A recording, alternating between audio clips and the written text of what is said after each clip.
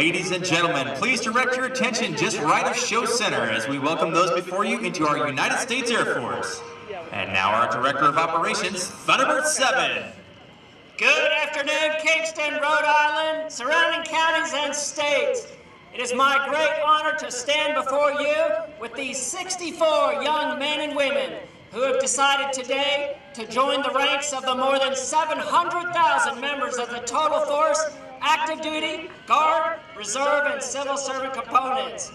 Please, if able, stand with me now as I administer the oath of enlistment. Raise your right hand and repeat after me. I state your name. Do solemnly swear.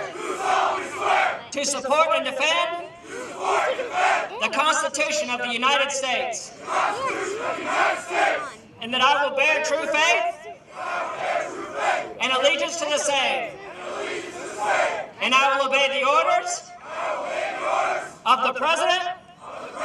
Of the United States. And the orders. Of the officers. Appointed over me. According to regulations. And the Uniform Code of Military Justice. So help me God. Ladies and gentlemen, our newest Air